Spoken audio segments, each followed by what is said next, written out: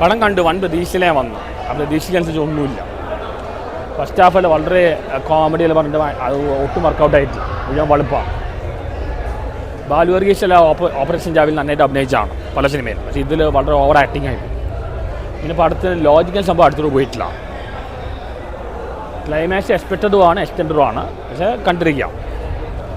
സൗബിൻ കുറേ ആക്ടേഴ്സ് അഭിനയിച്ചിട്ടുണ്ട്. അതിൽ എടുത്ത് നല്ല അഭിനയം പറഞ്ഞാൽ സൗബിൻ്റെയും ബാസിലും മാത്രമേ ഉള്ളൂ. ബാക്കി ആരും അഭിനയം ശരിയായിട്ടില്ല.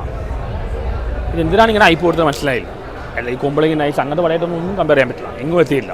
ചിലപ്പോൾ ആ ടീമിൻ്റെ ചില ഫിലിം മോശമാവും, ചില ഒരുപാട് ഫിലിം നല്ലതാണ്. ഈ ഫിലിം അത്ര നല്ല പടമായിട്ട് എനിക്ക് തോന്നുന്നു. എനിക്ക് എൻ്റെ അഭിപ്രായം പറയാൻ പറ്റും.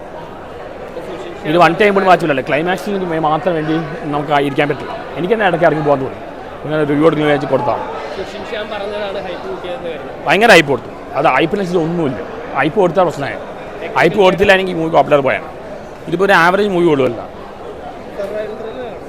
എന്ത് ഡ്രില്ലും ഒരു ഡ്രില്ലും ഇല്ല. സർവൈവ് ചെയ്യുന്നുണ്ട്, ഒരു ഡ്രില്ലും ഇല്ല. എനിക്ക് എൻ്റെ അഭിപ്രായം എനിക്ക് പറയാൻ പറ്റും.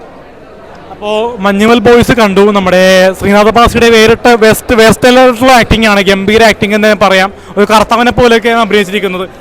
ഗുഹയ്ക്കുള്ളിൽ നിന്ന് രക്ഷപ്പെടുന്ന സീക്വൻസ് ഒക്കെ നല്ല രീതിയിൽ വർക്കൗട്ടായി പോയിട്ടുണ്ട്. അപ്പോൾ മഞ്ഞുമലിൽ നിന്നൊരു കൊടൈക്കനാലിലേക്കുള്ള യാത്ര തുടർന്നുണ്ടാകുന്ന അതികഠിനമായ പ്രശ്നങ്ങൾ, അതിൽ നിന്ന് രക്ഷപ്പെടാനുള്ള തന്ത്രങ്ങൾ മികച്ചതായിട്ട് തന്നെ ആസ്വദിക്കിയ ഒരു സിനിമയാണ്. പിന്നെ ചിദംബരത്തിൻ്റെ ഡയറക്ഷൻ ഗംഭീരമാണ്. സൗബിൻ ഷാഹിർ, ബാലു വർഗീസ്, അഭിറാം, ഗണപതിയൊക്കെ ആറാടി തിമിർത്ത് അഭിനയിച്ചു. ഇതൊരു സ്റ്റാർ കാസ്റ്റുള്ള സിനിമയാണ്. ഒരു ചെറിയ വലിയ സിനിമയെന്ന് തന്നെ പറയാം.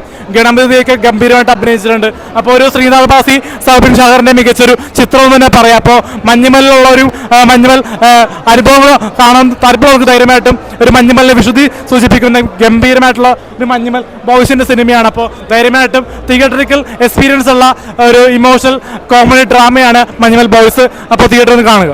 സിനിമയുടെ അന്യായ വൈബാണ്. അതായത് കുതന്ത്രമാണ് തുടക്കം തന്നെ ഞങ്ങൾ പ്ലേസ് ചെയ്തേക്കണം. അപ്പട്ടം തുടങ്ങി ഒരു 40 മിനിറ്റ് ഇവരുടെ ഫ്രണ്ട്ഷിപ്പ് കാര്യങ്ങളൊക്കെ അതൊക്കെ എസ്റ്റാബ്ലിഷ് ചെയ്ത് ആക്ടേഴ്സിനെയൊക്കെ ഇൻട്രൊഡ്യൂസ് ചെയ്ത് അപ്പട്ടം തന്നെ ഒരു അന്യായ വൈബ് ക്രിയേറ്റ് ചെയ്തെടുത്തേക്കണേ. പിന്നെ ഫസ്റ്റ് ഹാഫ് തീരാറാവുന്ന സമയത്താണ് ആ സർവൈവൽ ട്രാക്കിലോട്ട് അങ്ങ് ഷിഫ്റ്റ് ആവണത്. സെക്കൻഡ് ഹാഫ് പക്ക സർവൈവൽ ത്രില്ലറാണ്. ഇതിൻ്റെ ഡ്യൂറേഷൻ കുറവാണെങ്കിലും നമ്മൾ ഭയങ്കരമായിട്ട് എൻഗേജ് ആയിട്ടാണ് ഈ സിനിമയിൽ ഇരിക്കുന്നത്. പിന്നെ അതുമാത്രമല്ല, സുഷിൻ ശ്യാമിൻ്റെ BGM ഒരു രക്ഷയില്ല. അതായത് ഇവരെടുത്ത് വെച്ചേക്കുന്ന സീൻസിൻ്റെ ഒപ്പം തന്നെ ബ്ലെൻഡായാണ് സുഷിൻ ശ്യാമിൻ്റെ BGM പോയേക്കുന്നത്. പിന്നെ അതുമാത്രമല്ല, ഈ സിനിമയുടെ സിനിമാറ്റോഗ്രാഫി അടിപൊളിയാണ്. ഷൈജു ഗാൽദാണ് ചെയ്തേക്കണം. കുറേ ഏരിയൽ ഷോട്ട്സ് ഒക്കെ ഉണ്ട് ഈ കൊടൈക്കനാലിലോ, അതൊക്കെ അടിപൊളിയായിട്ട് എടുത്തിട്ടുണ്ട്. പിന്നെ ആ ഗുണ കേവൊക്കെ കാണിച്ചേക്കുന്നതും അതിൻ്റെ ആർട്ട് വർക്ക് ഒരു രക്ഷയില്ല, അടിപൊളിയായിട്ട് അത് ചെയ്തിട്ടുണ്ട്. പിന്നെ പെർഫോമൻസ് പറയുകയാണെങ്കിൽ ശ്രീനാഥ് ബാസിയുടെ പെർഫോമൻസ് ഒരു രക്ഷയില്ല, അടിപൊളിയായിരുന്നു. കുറേ കാലത്ത് ശേഷം ശ്രീനാഥ് ബാസിക്ക് ഒരു കിടിലൻ ക്യാരക്ടറും കിടിലൻ പെർഫോമൻസും ഞാൻ കാണുന്നത്. അടിപൊളിയായിട്ട് പുള്ളി ചെയ്തിട്ടുണ്ട്. ആ ക്യാരക്ടർ കടന്നു പോകുന്ന കുറേ മാനസികാവസ്ഥയൊക്കെ ഉണ്ട്, അതൊക്കെ അടിപൊളിയായിട്ട് തന്നെ പുള്ളി ഡെലിവർ ചെയ്തിട്ടുണ്ട്. പിന്നെ സൗബിൻ അടിപൊളിയായിരുന്നു. പിന്നെ നമ്മുടെ ദീപക് പറമ്പോൾ, പിന്നെ അഭിരാം, ബാലു വർഗീസ്, ഗണപതി, ലാലിൻ്റെ മോൻ അടിപൊളിയായിരുന്നു. ലാലിൻ്റെ മോനിനകത്ത് താടിയൊക്കെ ഇല്ലാണ്ടാണ്, പക്ഷെ പുള്ളിയുടെ ക്യാരക്ടർ കിടിലനായിരുന്നു. പിന്നെ ഇതിൻ്റെ ഒരു സൗണ്ട് ഡിസൈനൊക്കെ അടിപൊളിയാണ്. പിന്നെ ഇതിൻ്റെ ഒരു പേസ് അങ്ങ് സെറ്റ് ചെയ്യാൻ അടിപൊളിയാണ്. ആ ഒരു എൻജോയബിൾ, അതായത് ഇവരുടെ ഒരു ഫ്രണ്ട്ഷിപ്പ് മൂവി എന്നുള്ളൊരു രീതിയിൽ തുടങ്ങി നേരെ ആ ജോണർ അങ്ങ് ഷിഫ്റ്റ് ആവണതൊക്കെ അടിപൊളിയാണ്. ഈ ഡയറക്ടറുടെ ഫസ്റ്റ് പടം കംപ്ലീറ്റ്ലി ഒരു കോമഡി പടമാണെങ്കിൽ സെക്കൻഡ് പടം എന്ന് പറഞ്ഞിട്ടുണ്ടെങ്കിൽ ഒരു വൺ സർവൈവൽ ത്രില്ലറാണ്.